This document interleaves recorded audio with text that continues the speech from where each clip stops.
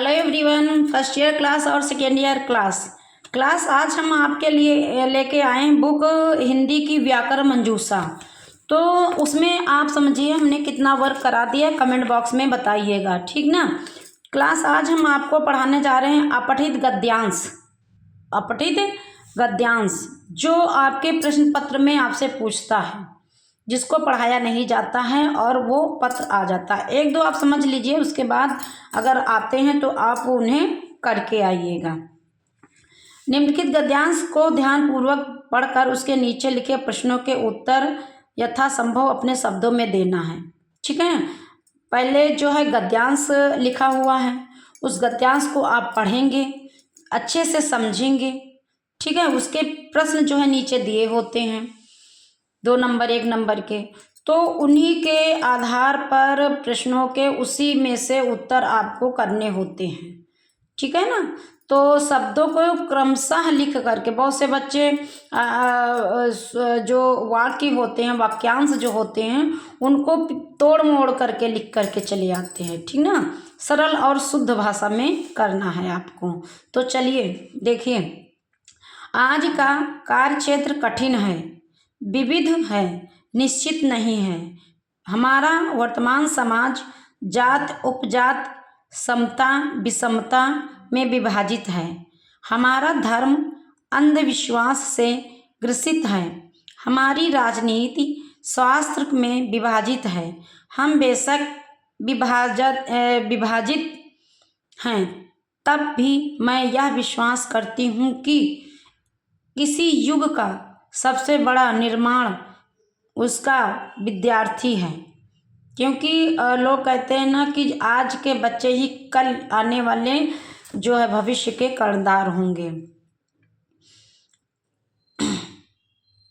सब कुछ पराजित हो जाता है, सब कुछ व्यर्थ हो जाता है यदि आप निराश हों, आप कहें कि समाज में हमारा स्थान नहीं है, कार्य क्षेत्र में हमारा स्थान नहीं है, राजनीति में हमारा कोई स्थान नहीं है, तो मैं आपको यही उत्तर दूंगी कि आप स्थान बनाइए।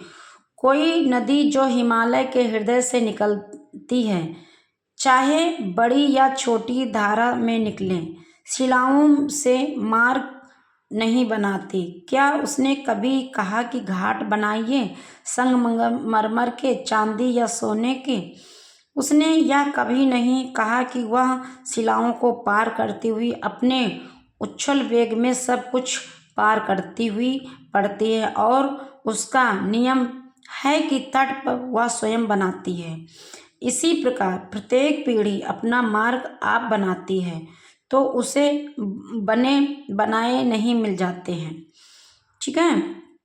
माना आज का युग घोर वैज्ञानिक युग है, लेकिन मैं आपसे पूछती हूँ कि कोई आपसे कहे कि गौरी शंकर शिखर को हमें डायनामाइट से उड़ाने दीजिए, हम उसको चंद्रमा में स्थान देंगे, क्या आप स्वीकार करेंगे? कोई आपसे कहे कि हमें गंगा यमुना दे दीजिए, हम आपको मंगल ग्रह तक पहुंचाते हैं, आप राजी नहीं होंगे? नहीं होंगे, नहीं होंगे, नहीं होंगे। इसका कारण यह, आप इस धरती से बने हैं, इसके साथ आपकी आत्मा का संबंध है। इसका एक कण भी आप नहीं दे सकते, ना हिमालय दे सकेंगे, ना गंगा यमुना, और ना यह हम हरी धरती दे सकेगी। संसार में इतना सुंदर देश कहीं नहीं है। जिन्होंने बाहर जाकर देखा है वे यही कहेंगे कि वास्तव में ऐसी हरी भूमि कहीं नहीं, जहाँ तुषार मंडित हिमालय भी है, जिसमें सूर्य की किरणें केसर के फूलों की तरह शोभा बढ़ाती हैं, जिसके कंठ में यमुना नदी जैसी नदियों की माला पड़ी है, जिसके चरण सागर धोता है। कितनी हरी भरी, कितनी सम विषम सुजला सुफला है भारत की यह धरती। ये आपका गद्यांश था क्लास फर्स्ट ईयर और सेकेंड ईयर, पार्ट अपठित गद्यांश, है ना, अपठित गद्यांश। तो इसका प्रश्न है पहला, लेखिका क्या देखकर खिन्न है? क्वेश्चन मार्क चिन्ह। वह किस ओर आशा भरी दृष्टि से देखती है? क्वेश्चन मार्क चिन्ह, और क्यों? तो उत्तर लिखिए, लेखिका समाज के हर क्षेत्र में व्याप्त भेदभाव और विभाजन को देखकर खिन्न है। पूर्णविराम। वह युवा वर्ग की ओर आशा भरी दृष्टि से देखती है, क्योंकि युवाओं में जोश, आत्मविश्वास, नयापन और बुराइयों से लड़ने की शक्ति होती है। पूर्णविराम। वे समाज को बदलने की सामर्थ्य रखते हैं। पूर्णविराम। दूसरा प्रश्न है, नई पीढ़ी से लेखिका का क्या अभिप्राय है? क्वेश्चन मार्क चिन्ह। फर्स्ट ईयर और सेकेंड ईयर क्लास के बच्चे ध्यान दें। उसके लिए उसका क्या संदेह है? क्वेश्चन मार्क चिन्ह। नदी से नई पीढ़ी को क्या प्रेरणा लेनी चाहिए? क्वेश्चन मार्क चिन्ह। उत्तर में लिखिए। नई पीढ़ी से लेखिका का अभिप्राय राष्ट्र के युवा वर्ग से है। पूर्णविराम। उसके लिए लेखिका का संदेश है कि यदि समाज राजनीति में आप लोगों के लिए कोई स्थान नहीं है तो नदी की भांति अपने बलबूते पर अपना स्थान बनाइए। पूर्णविराम। नई पीढ़ी को नदी से यह सीखना चाहिए कि वह किसी से रास्ता नहीं मांगती, वह अपना मार्ग खुद बनाती है। क्वेश्चन पूर्णविराम। अगला प्रश्न है आपका बेटा, भारत भूमि को लेखिका ने अनुपम क्यों कहा है? क्वेश्चन मार्क चिन्ह। उससे हमारा स्वाभाविक प्रेम क्यों है? क्वेश्चन मार्क चिन्ह।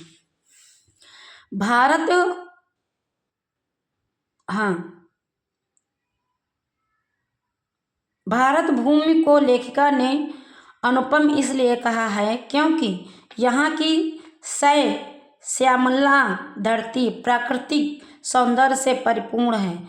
पूर्णविराम। यहाँ गंगा यमुना जैसी नदियाँ और हिमालय जैसे पहाड़ हैं। पूर्णविराम।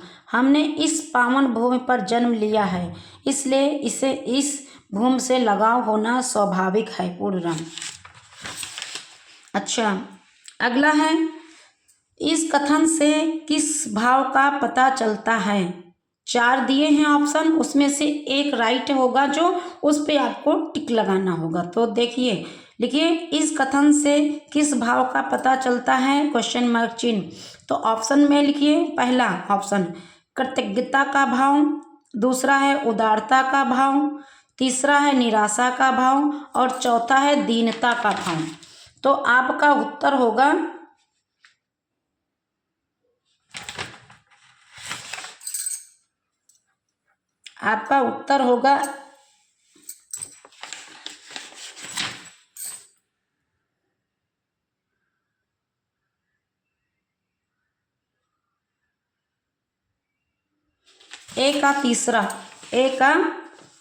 तीसरा कौन है? निराशा का भाव। ठीक है। फिर बी का देखिए, लेखिका ने नदी का उदाहरण किस संदर्भ में दिया है? बी का ए प्रेरित करने के लिए। इसमें भी 4 ऑप्शन दिए हैं। प्रेरित करने के लिए, राजनीति अपनाने के लिए, मार्ग की बाधाओं के संदर्भ में, प्रसंग को रोचक बनाने के लिए। तो ऑप्शन आपका राइट होगा, क्लास फर्स्ट, प्रेरित करने के लिए। ठीक है। तो अगला देखिए, सी, नदी का नियम क्या होता है? तो इसमें भी 4 ही ऑप्शन हैं आपके। आगे बढ़ना, पथ की बाधाओं का सामना करना, अपना तट स्वयं बनाना, उपयुक्त सभी। तो इसमें आपका होगा चौथा वाला ए, यानी कि उपयुक्त सभी। ठीक ना। जिसको समझ में नहीं आ रहा हो तो पूछ लीजिए बेटा। फिर कोई आपसे कहे कि हमें गंगा यमुना दे दीजिए, हम आपको मंगल ग्रह तक पहुंचाते हैं। पूर्णविराम। तो इसके भी 4 ही ऑप्शन हैं। आपके राजी ना होने का क्या कारण होगा? क्वेश्चन मार्क चिन्ह। क्योंकि यह घाटे का सौदा है, क्योंकि आप इस धरती से बने हैं, क्योंकि यह बराबरी का सौदा नहीं है, क्योंकि गंगा यमुना हमारी व्यक्तिगत संपत्ति नहीं है। तो आपको लिखेंगे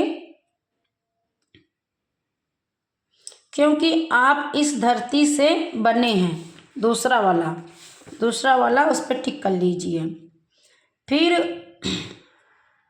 अगला है तरुणाएं। तरुणाएं लिखा है ता में बड़ा मात्रा, रा में बड़ा मात्रा, अड़ा का आधा अड़ा, डंडा नहीं होगा उसमें, या तरुणाएं। इसको सिंगल ब्रैकेट में करना है आपको, देख लीजिए अगर समझ में नहीं आता है तो। ये देखिए लिखा हुआ है, देखिए ये देखिए लिखा हुआ है, ठीक है। तो शब्द का सही अर्थ चुनिए। तो इसमें भी 4 ऑप्शन है। राइट जो होगा शब्द उसको पर टिक आपको करना होगा। तरुण, पीढ़ी, दूसरा है पीढ़ी, यौवन और तारना। तो इसमें से तरुण शब्द का जो सही अर्थ है वो कौन सा है?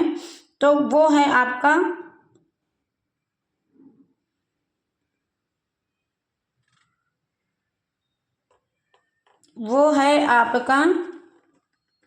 यौवन।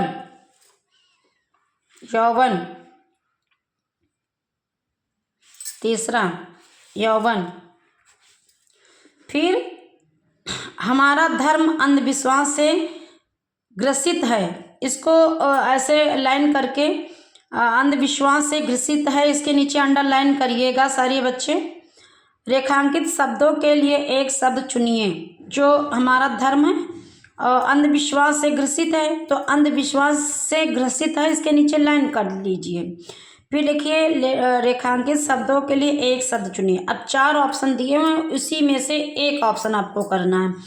तो अंधविश्वासी, अंधाधुंध, अंधविश्वासी और अंधनुकरण। तो इसमें से 4 दिए हुए हैं, तो आपको करना है अंधविश्वासी फर्स्ट। तो क्लास जिस भी बच्चे को फर्स्ट ईयर और सेकेंड ईयर क्लास बच्चे को अगर समझ में नहीं आया है तो मैं बार बार कहती हूँ कि जितना आप इस समय टाइम पढ़ाई में देंगे उतना आपके लिए बेहतर होगा। तो हमने आपको जो है पढ़ाया है तो और लिखवा भी दिया है, ठीक है। तो अब आपका कर्तव्य है कि आप अपनी परीक्षा की तरफ ध्यान दीजिए। Thank you class.